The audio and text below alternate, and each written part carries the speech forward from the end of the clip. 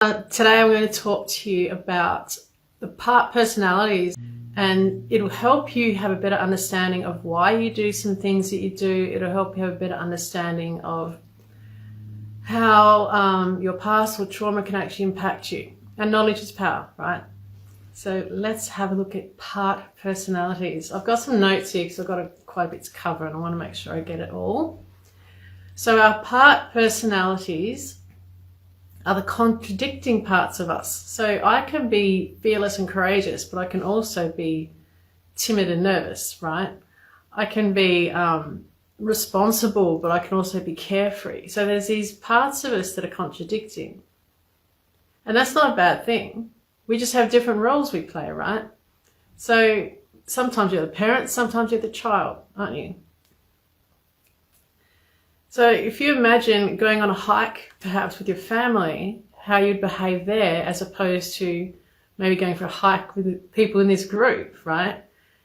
We behave differently in certain circumstances. So that is where the personalities are good.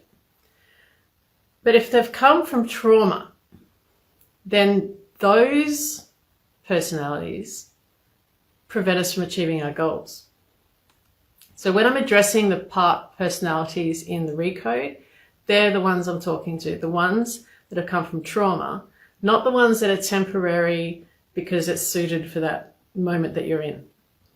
So how we can look at this is we've got the self-conscious, which is us, the main personality, okay?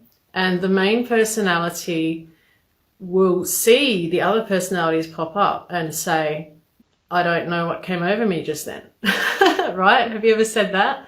Or, I don't know how I did that. That's when you stepped into a part personality. So we have us, the self-conscious, the me, the main personality. In the subconscious field, you'll find trauma personalities. So something's happened in the past and it's created this personality to protect you. And in the superconscious field even, which is above the self-conscious and the subconscious, in the superconscious field even, there are trauma personalities. So in the superconscious, we have the generational trauma and we have the human race trauma or your specific nation's trauma. So even in the superconscious, there is trauma personalities that come through, and they're not even yours. So we have no control really. So you have these part personalities in your self-conscious, in your subconscious, and in your superconscious field. So when the personalities come from trauma, that's the ones we need to work with. So there's many. I'm going to show you 7, and this is in no necessary order. So one of your part personalities will be the protector controller. And that one doesn't want you to make a mistake. But if you aren't prepared to try or take risks, then that can prevent you from achieving anything and succeeding as well.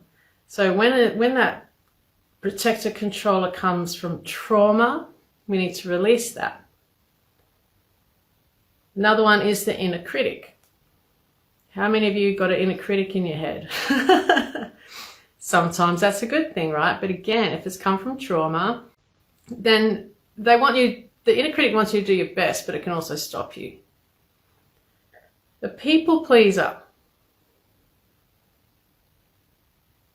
wants to put everybody else first, right? How does that help you? The perfectionist, the achiever, I've got a bit of that too. And you might notice that these are similar to some of the sabotaging identities, but the sabotaging identities and beliefs, this is an actual personality that you step into. Confident, there's a confidence part personality, and that one can be full of bravado, not bravery. Do you see the difference? So it's a false way to be. The inner child, we've all got that inner child personality, right? Wants to be seen and heard. which is great, but you can be a quiet achiever too. And the wounded. The wounded just doesn't want to move. Poor me, victim, right? So part personalities, if they're just temporary personalities that you step into because it's necessary for the role that you're playing in that moment, there's nothing wrong with that, right? But if it's preventing you from moving forward, if it comes from trauma, then it isn't good. But realistically, all those 7, they're like the 7 dwarfs or the Mr. Men or the Smurfs, where all the different characters actually work well together. But when they conflict, it's no good for us. So have a think about where, or just notice when you go about your day, where are your part personalities coming up and where are they coming from? Is it just a temporary personality that's needed in that moment, or is it coming from trauma and not helping you move forward? But just have a look at that over the next day or two. Have fun with it. Bye.